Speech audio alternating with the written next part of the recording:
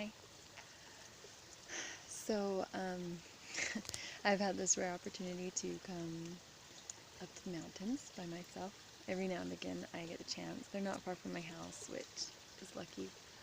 Um, so sometimes on a Sunday, I'll tell my husband, hey, I want to go have some alone time, and he'll be like, cool. So here I am. Look at this. Isn't that gorgeous? Little stream here, very low, but it's got a nice sound to it. I figured I'd update you using my phone as camera. It's better than the computer one I've been using, so anyway, let's see. I quit my job at the hospital. My husband started working full-time and doing nights, and then taking care of kids during the day was a little bit much for me. I know there's a lot of women who do it. I'm lucky that I'm not in a position where I have to do it, so I quit. I miss my job a lot. It was really fulfilling being a medical interpreter. It was just one of those jobs where the people you work with are great, what you're doing feels useful, and like you're helping people, and it's just a really, really good job, really fulfilling. So I miss that, but I do not miss not sleeping at night. So I'm really glad I get to sleep at night. I even get to stay up a little bit later because I used to have to go to bed early because I'd start my shift at midnight. And now I get to stay up after my kids go to bed, and it's given me the chance to work on music a little more. It's coming very slowly, guys. My brother Enoch helps me produce, and he's had this like crazy awesome opportunity that could help his career a lot. So he's going for that, which I fully support. But that leaves me without him.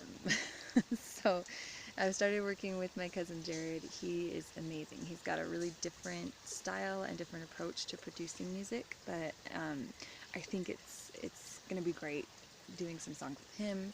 I also bought myself a Logic Pro for Dummies book because that's the program I have, and so I'm going to read through that. And I've always considered myself to be rather computer illiterate, so this is a big thing for me to try to learn how to work this production program.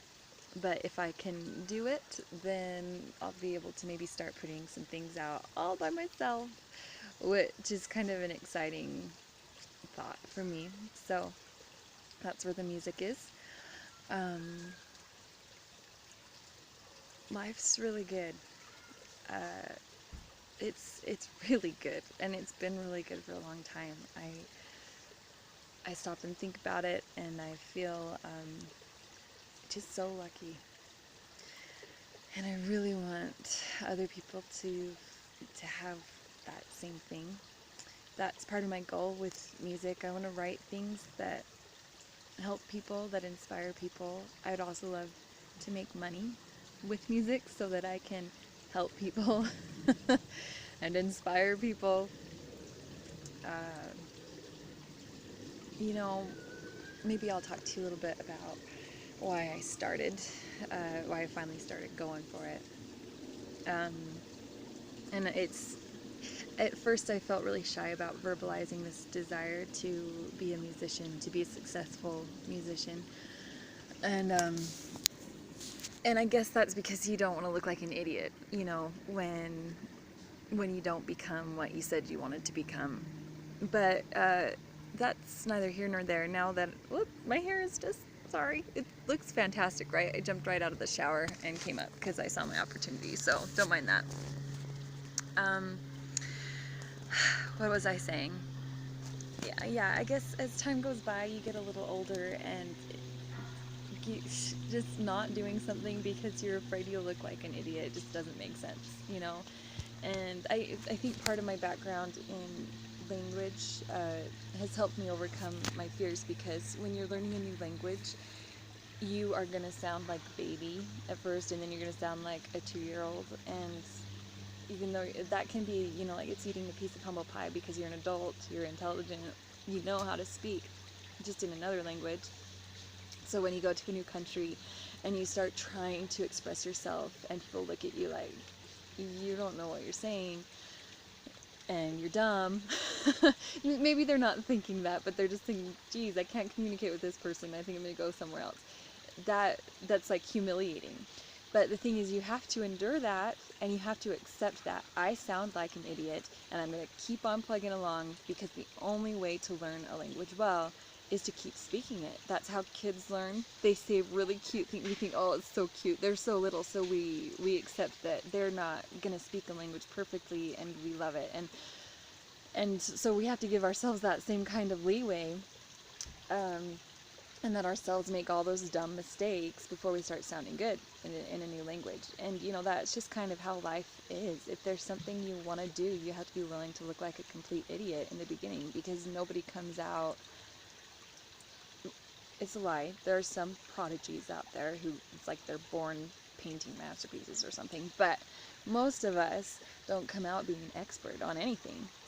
And so that realization hit me when I was about 30 years old. I had a conversation with my husband a few years ago. It was before I hit 30, but we were both sitting there, and he said, hey, if you could do like absolutely anything, or maybe I asked him, absolutely anything, if you could be doing something right now, what would it be? And he said to me, oh, I'd be a professional tennis player. He's a really good tennis player. So I was like, well, dude, you should go for it. And he was like, nah, I'm past my time. I'm almost 30, and you have to be working into that when you're younger. There's no way you can get anywhere with it. I was like, oh, all right. And he said, what would you do? And I thought about it, and I said, I would be a professional musician. I love writing music, and I love singing, and if I could make a career out of music, that's what I would do. And it was, back then in my head, it was kind of like, if only, but time goes by, and it's like, no matter what you do, time's going by. So why am I not going for what I dream of? Like, what's the worst thing that can happen? I don't make it. But if I don't do anything, then that's a guaranteed I don't make it. So what's the point? Like, why hold back? And that kind of hit me in my 30s. I got a piano when I was 29, and I've played the piano since I was 11, just by ear. But I got married, and we were poor, starving students, and starting a little family. And my husband always said, "Hey, let's go find you a used piano or something." And I always said, "You know what? I know exactly what I want, and I don't want to spend. I just want to save our money until we can afford what I want." So when I was 29, we got our piano. We'd been married for, sorry, John. We'd been married for like 5 years or 6 years, and we'd saved up, and I went and got my little Yamaha Clavinova. I had done some research, got something that was digital, that I wouldn't have to tune, that had a beautiful sound and a beautiful feel. And I started immediately.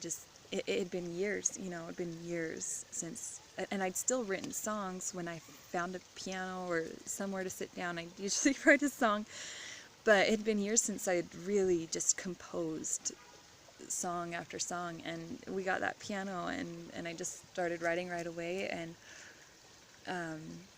then after a year of that, I thought, you know what, I want to try publishing this stuff. I want to go for it. And everything about that idea just felt good. It made my heart happy to think about it. So right now, the setbacks with production and finding people to work with, and my piano right now is kind of on the fritz. It doesn't accept my USB. So I've had all these little things, little setbacks, that it's just like, I'm not getting music out as fast as I want to. I want to be constantly putting something out, but it's not happening yet, but it will. And I've felt discouraged at times, because I just want to get it all out there. But this is part of the process. You have to be patient, and you have to just hold on to what it is that you want, and keep pushing forward, just like when you're learning the language. So that's my spiel. I'm not going to go over 10 minutes. I hope you guys are having a great day. Talk to you later.